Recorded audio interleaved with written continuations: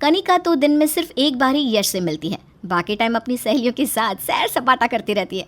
और नुपुर को अकड़ दिखाना तो कनिका का रोज़ का ही हो जाता है। माँ जी, पापा जी, आज श्लोक के स्कूल में नृत्य प्रतियोगिता है। श्लोक ने भी हिस्सा लिया है। आप दोनों चलोगे ना? विवेक जी ऑफिस से सीधे स्कूल में ही पहुंच रहे हैं। कनिका, तुम और देवर जी भी आओगे तो श्लोक को अच्छा लगेगा। Are you out of your mind जेठानी जी?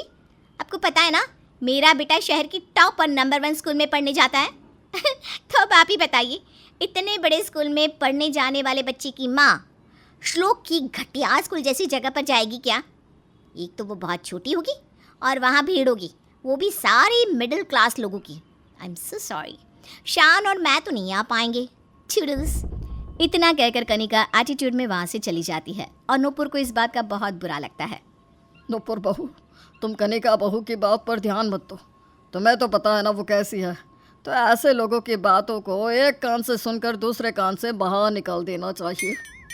एक तरफ रात भर जाकर नुपुर और श्लोक साथ में मिलकर श्लोक का विज्ञान का प्रोजेक्ट मॉडल बनाते हैं। वहीं यश की एग्जाम के दिनों में कनिका उस पर जरा भी ध्यान नहीं देती और घर में एक तरफ यश फेल हो जाता है तो दूसरी तरफ श्लोक कई ज़्यादा नंबर से पास हो जाता है। दादी, दादू, ये लीजिए मिठाई, मैं पास हो गया हूँ।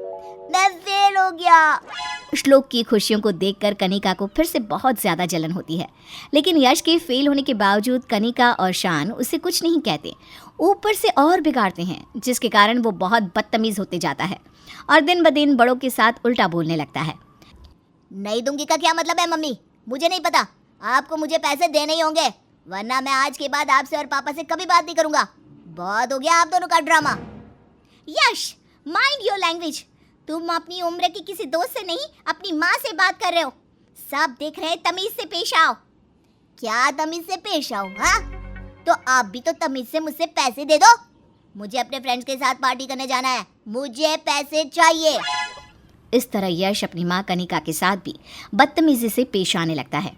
परमेश्वरी और इंदर को ये सब बिल्कुल पसंद नहीं आता।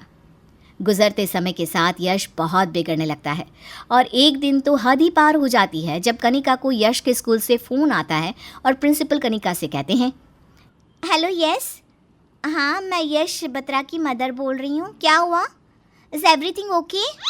मिसेस कनिका बत्रा, आपका बेटा यश आज घर से तो स्कूल आने के लिए निकला था, लेकिन हमारे स्कूल के प्यून ने उसे पास के कैफ़े में अपने दोस्तों के साथ चिल करते हुए पकड़ा है। यानी कि यश ने आज स्कूल बंक करने की कोशिश की है। व्हाट? ये सुनकर कनिका बहुत चौंक जाती है। जब शाम